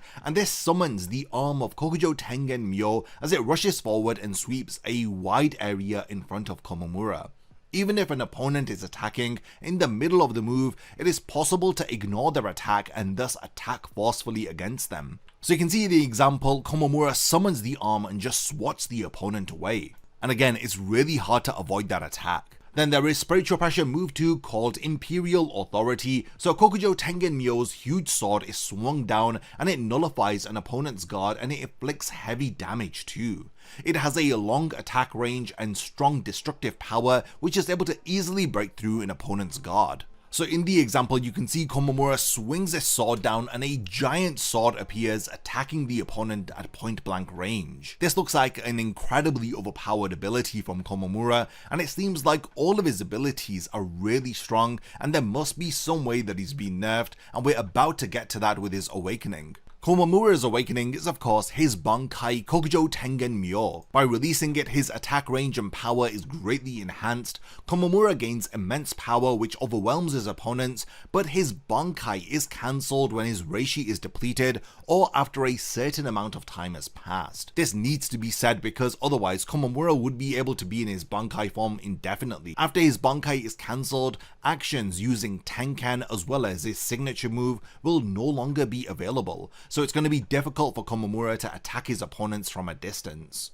So yeah, this is a great way to incorporate Komamura's unique Zanpakuto abilities while also nerfing him. Because as you know, within the manga, Komamura's Bankai's biggest weakness is that his giant avatar is a walking target for his opponents, thus making Kokujo Tengen Myo one of the weaker Bankais in Bleach. So yeah, that's the amazing character trailer for Komamura. I think that the developers have done an incredible job of translating his moveset over into the game. So yeah, it's stated that he has tremendous destructive power as well as range from his Bankai and his Tenken abilities. So it comes as no surprise when we turn our attention towards his stat sheet. His speed and mobility is his lowest stat, which is at 1 out of 5 points. So in terms of Komamura's stats, his weakest stat is his speed, which is ranked at 1 point out of 5. His next lowest stat is his technique and special skills, which is 2 points out of 5. Then his strengths lie in his reach, as we've seen with all of his abilities. Some of his attacks, especially when Tenken is activated, are nearly impossible to avoid, so his reach is 3 out of 5 points. His power and attack strength is very strong with 4 points out of 5, and his most highest stat, which is 5 out of 5, is his durability. And in terms of overall ease of use, Komamura is 4 stars out of 5. So it seems like Komamura is the perfect choice for button bashers, for individuals who want to have somebody who packs a solid punch, with Komamura not really relying on any special abilities. But you do have to be careful, after the deactivation of Komamura's Bankai, then a large part of his moveset which makes him so effective ends up being nullified. Now we're moving on to the most recent character trailer which has just been revealed, and this is of the Lieutenant of Squad 9, Shuhei Hisagi. So he's described as being somebody who excels in all of Zankensoki, which is swordsmanship techniques. And Hisagi is the type of individual who becomes stronger by accepting his fears. This theme of fear is closely linked to Hisagi's character, as he fears the power that his Zanpakuto possesses, because to him, having this fear of power is a sign of respect for the battlefield. So his entire philosophy and the fear that he has of his own power has been taught to him by his former captain Kaname Tosen. Like his captain, he too follows the path with the least bloodshed. While Hisagi battles, he does appear to get lost in the thrill of the fight as he begins to steadily instill fear into his opponents. So it's for this reason that Hisagi has been given a fear accumulation gauge in this game.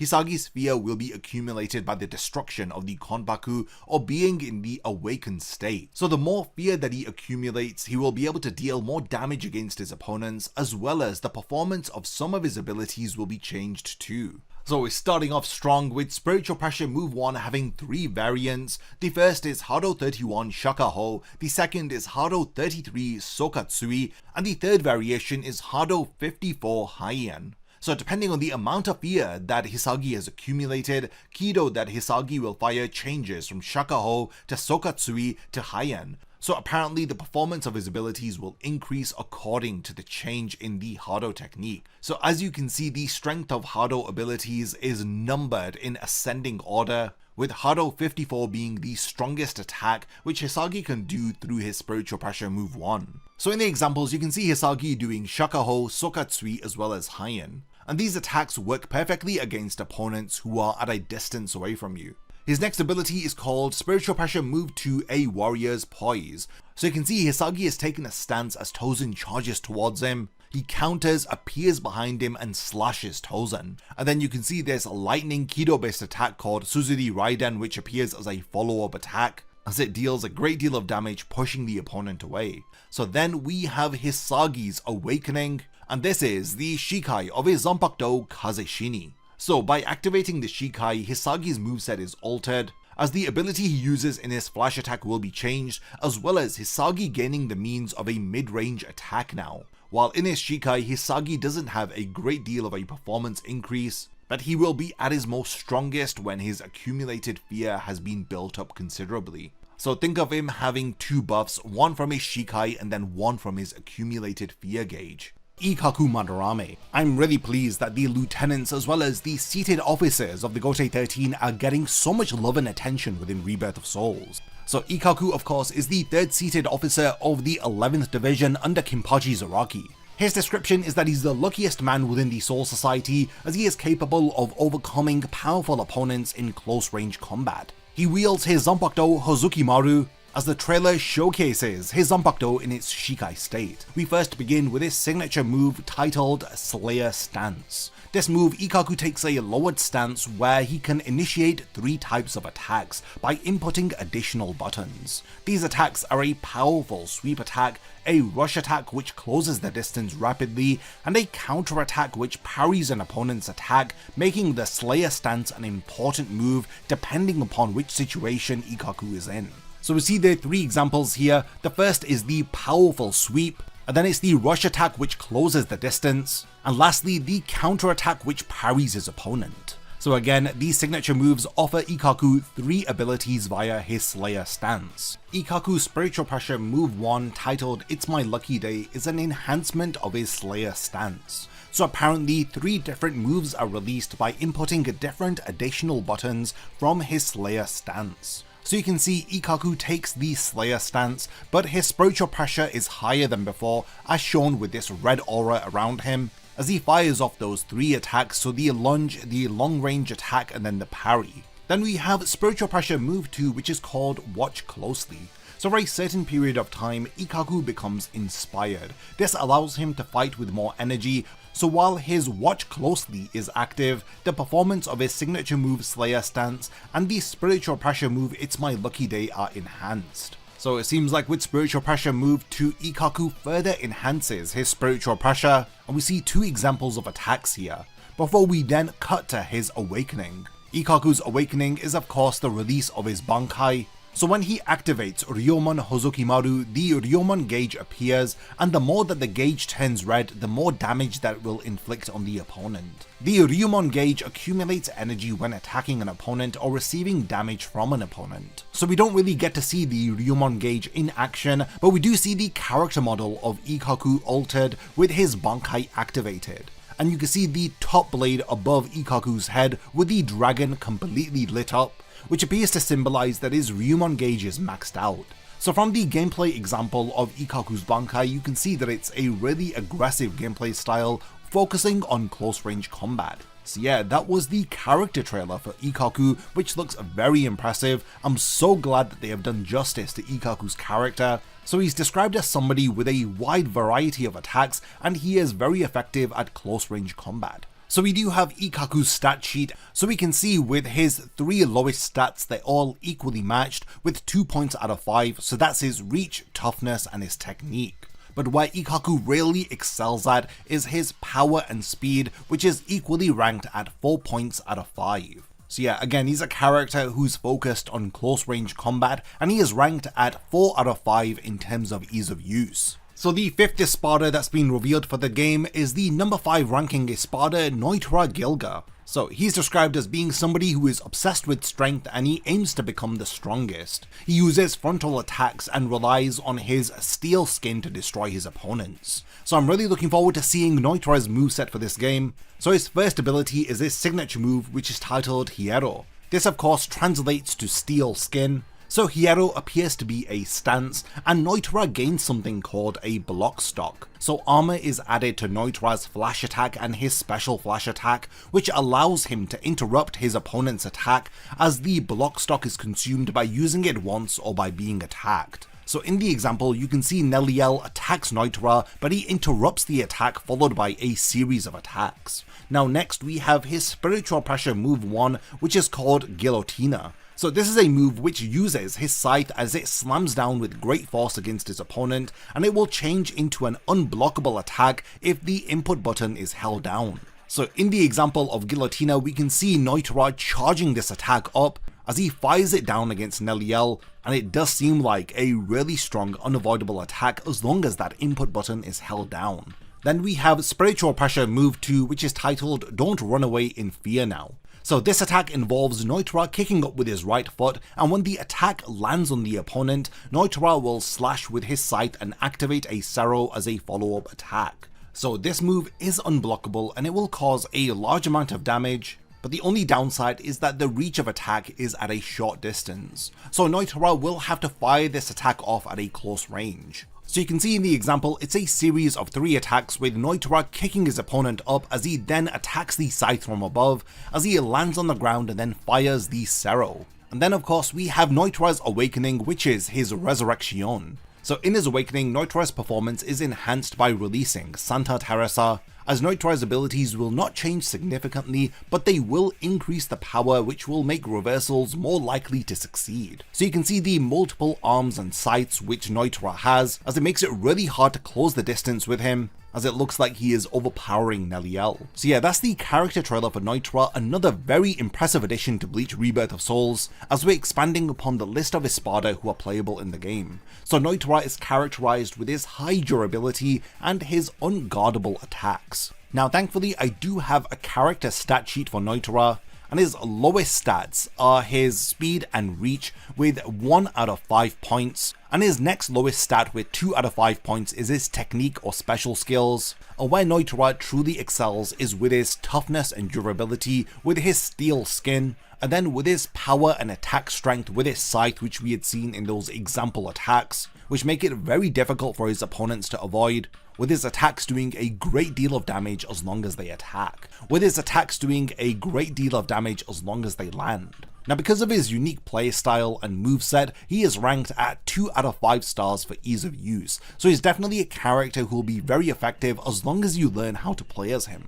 Tia Haribel. She of course is the 3rd ranking Espada within Aizen's army. She's described as being somebody whose goal is to have a world without sacrifices, so she becomes stronger the more that she attacks her opponents with combos. So like a lot of characters who've been revealed in this game, Haribel has her own unique gauge, and this is her aura gauge. So the aura gauge accumulates when Haribel's attacks land on the opponent, and when the gauge accumulates over 50%, her attacking power increases and the performance of each of her abilities will be enhanced. So her aura gauge does deplete when she hasn't landed an attack against her opponent for a certain period of time. So this again is another unique way of incorporating the mechanics of each of these characters from the manga into the gameplay of Rebirth of Souls. So we begin with Spiritual Pressure move 1, which is called Ola Azul. This is a long range attack which charges the Spiritual Pressure to her Zanpakuto as it then fires off.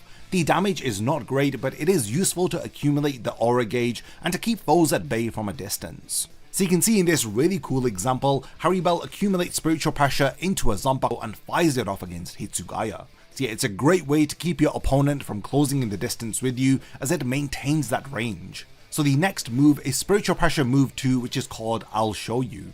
So this is a triple strike combo attack which executes a large rising slash. The aura gauge can be greatly accumulated if this attack lands, but it can also be guarded against, so you need to be very careful when it is activated. So you can see this attack, Haribel again charges her Zanpakuto as she then fires it up in a sweeping attack and then jumps down attacking Hitsugaya and then follows it up with a third sweeping strike. Then we have Haribel's Awakening, which is her Resurrection. So Haribel's performance is enhanced by releasing Taiburon as she activates her Resurrection. So this increases the power of her attacks, making it easier for her to push through her opponent's defenses. In addition to this, Haribel's weapon also changes from a dagger to a longsword, and this also increases the reach of her attacks, as this allows her from focusing on close range combat, extending it out to mid-range combat. So you can see she takes on her appearance in her Resurrection as she deals heavy damage against Hitsugaya. Now some fans are critical of her character design as it appears to be censored from the manga, as the Rebirth of Souls team have decided to take Haribel's costume from the anime, where her hollow mask appears to be covering her assets which weren't covered within the manga version. So yeah, that's the character trailer for Haribel, the Primera Espada Stark. A lot of people, including myself, were waiting for this character to be revealed, so I'm so glad that he's finally gonna make it into the base roster. The Primera Espada Stark is said to be proud of the tremendous firepower at his command, as he is able to fire Ceros in rapid succession. He is also able to divide himself into two separate beings. This of course is between himself and his Fraction Lilinette. So we begin with Stark's signature move, which is Alma Karma. So while holding down input, Stark is able to accumulate his spiritual pressure, holding his gun at the ready. In the normal state, Stark expends his spiritual power when activating dashing quick attack, flash attack, and special flash attack. So it's important to secure spiritual power regularly by activating this move. So you can see this is more of a charge up attack, so he increases his spiritual power so that he is able to fire off all of those different types of attacks. So we have Spiritual Pressure Move 1, which is Cero Automatico. This involves Stark stepping back in a flash as he fires a Cero from his gun. So the number of Ceros and the damage that he will cause will increase according to the amount of spiritual power which Stark possesses. In the example, we can see Stark stepping backwards and firing the Cero, and this leads to Spiritual Pressure Move 2 called The Two of Us Make One. Stark's spiritual power will decrease little by little after activating, until the spiritual power is decreased to 0. Stark will not expend his spiritual power when activating dashing quick attack, flash attack, and special flash attack. So this seems to be a temporary buff which allows Stark to fire off multiple attacks in rapid succession without them directly consuming the spiritual power gauge because it's already steadily decreasing. And that's definitely a very interesting mechanic to introduce into his character. Following this, we have Stark's Awakening. Stark's Awakening involves him unleashing his Resurrection Los Lobos, and his performance is overall enhanced. Unlike in the normal state, which fights mainly at long range, Stark's fighting style alters into close range combat after he activates his Awakening. Stark will be able to activate powerful attacks by using Blue Flame Wolf that will be stocked in exchange for his own Konpaku. So in the gameplay example of Stark's Awakening, you can see he's in close range, he's fighting with those long swords against Shunsui, and then those blue wolves are raining down attacking too. And yeah, that's an absolutely incredible trailer. These visuals look amazing for Stark. So Stark's described as having unique abilities to turn spiritual power and Konpaku into offensive power. So thankfully I do have a stat sheet for Stark, so let's talk about his different stats. His lowest is his durability, which is 1 point out of 5. And then the 3 balanced out stats that he has, which are at 3 points out of 5, are his power, speed, and technique. And by far his best stat overall is his reach. As we had seen with those guns, he is able to definitely target his opponents and keep a distance with them. So yeah, Stark has incredible amounts of firepower, and in terms of ease of use, he is ranked at 2 stars out of 5. So that is character number 31 who has been revealed. We are now moving over to character number 32, who of course is Kaien Shiba. So this is going to be really interesting. I wasn't really expecting Kaien to be included in the game, so there you have a Zanpakuto Nejibana. So he's the former lieutenant of the 13th Squad. His superior set of skills makes him a well-rounded warrior who is capable of taking over the battlefield. So like a lot of other characters, Kaien has a special gauge, so this is called the current aura state. So Kaien will be in a current aura state by landing signature move Tumbling Current, or spiritual pressure move Sore Suiha. As long as these land on the opponent, then this state will activate. During this state, the number of hits and the amount of damage and guard gauge depletion will increase. Spiritual Pressure Move 1 Sakanami involves thrusting his spear towards his opponent's feet as he attacks with a rising slash. It is effective to activate as an intercepting attack, or by reading the opponent's attack and making use of the invincibility timing. So you can see in the example, Kaien attacks low and then he sweeps up,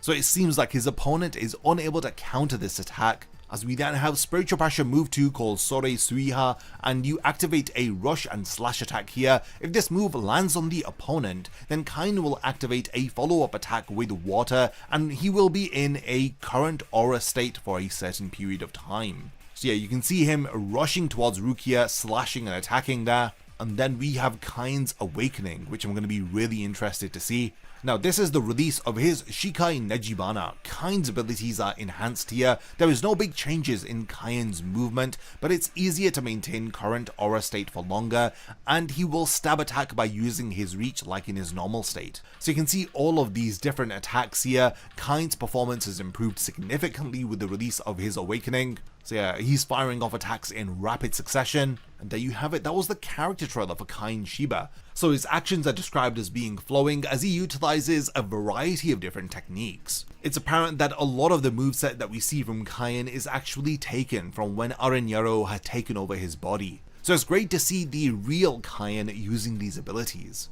So let's have a look at his stat points. So his lowest stat by far is his technique or special skills, which are at 2 out of 5 points. And then his 3 stats at 3 points out of 5 are his power, toughness, and his reach. And his highest stat overall is his speed, as we had seen when he was firing off all of those attacks with his lance-shaped Zanpakuto. Now, having said all of this, Kaien is actually one of the easier characters to use in the game, as his ease of use is 5 out of 5. So he's definitely going to be a character that a lot of newcomers will want to play as. So just a few days before BLEACH Rebirth of Souls releases, we've had the character trailer for Dangai Ichigo be revealed. Now this is the 33rd and final base roster character for the game. Dangai Ichigo looks absolutely incredible in this trailer, and I'm so glad that he's been revealed as an individual character. So there you have his Tensa Zangetsu. He's described as a character who risks it all for a single destructive blow, and they described this form of Ichigo as the end of a substitute Shinigami who has now transformed into a Zanpakuto. You can see this with how Tensa Zangetsu has merged with Ichigo's right arm, with the chains of his blade wrapping around his arm. So first we have his signature move, which is called Abrupt Throw. Now this is an unguardable attack which cuts forward while spinning, but upon hitting it performs a follow-up attack which knocks the opponent to the ground from above. So you can see this here as Ichigo lunges forward and cuts Aizen, jumps up in the air and then strikes down, and there's 2 examples of this. So that was Ichigo's signature move Abrupt Throw. This is then followed by Spiritual Pressure Move 1, which is Gargantuan Spiritual Pressure. Now with his left hand ready, Ichigo instantly moves behind his opponent and slashes them when he receives their attack. So as you can see in the example, Aizen attacks Ichigo, but then he suddenly appears behind Aizen and cuts him from behind. That's incredibly impressive, and it does a great job of showcasing the speed feats that Ichigo has in the manga during this portion of the story. So we have a progressive level of Kikon moves where Ichigo teleports forward and cuts Aizen. So that's Kikon Move 1 and Kikon Move 2, which are very similar, but then Kikon Move 3 activates Ichigo's final Getsuga Tensho. So there is no awakening for Ichigo's Dangai form. The first and second Kikon move do not destroy the Konpaku, but he can win by hitting the third Kikon move. So in order to activate the final Getsuga Tensho, the first and second Kikon move need to be performed, so that the third, which activates the final Getsuga Tensho, can happen. So the performance of each of the skills that he uses increases with the number of hits that he lands. So this of course is called Conclusion, and the character trailer begins to wrap up here as we see these amazing visuals of Ichigo in his final Getsuga Tensho form. So yeah, that was the character trailer for Dangai Ichigo. He's characterized by his unique battle style, which is vastly different from other characters. So just to reiterate, this character is not playable from the minute that you load up the game. You are going to have to complete the story mode in order to unlock Dangai Ichigo. But I do think he is an excellent addition to the roster. It's amazing now that it's finally confirmed that these are all of the confirmed 33 characters that we'll be getting on launch day. Some people are speculating that Dangai Ichigo has 3 Kikon moves which allows him to transform, and then that's it, the round is over, you win by activating the final Getsuga Tensho. This is a really impressive mechanic to include with this character, and it's very accurate to the role of Dangai Ichigo and the final Getsuga Tensho in the manga. But yeah, that's all of the characters that we have for Bleach Rebirth of Souls. Now this isn't including the DLC characters which we will be getting, which is going to be focusing on the 1000 Year Blood War arc. Do subscribe to the channel and expect more breakdown videos for additional characters which have yet to be revealed. For now, let me know all of your thoughts about the base roster for Rebirth of Souls. These are all of the 33 characters that have been revealed for the game. Let me know if you guys have pre-ordered the game and if you're as excited about Rebirth of Souls as I am. Thanks for making it to the end of this one, and I cannot wait to see you in my next Bleach video. A massive thank you goes out to all of my amazing Patreon supporters for helping to make this video possible. If you also want to support the channel and see your name in the end of my videos, then check out my Patreon, which has loads of perks like early video access and so much more. Thank you for sticking around till the end of the video, and whatever you contribute will mean a lot to me.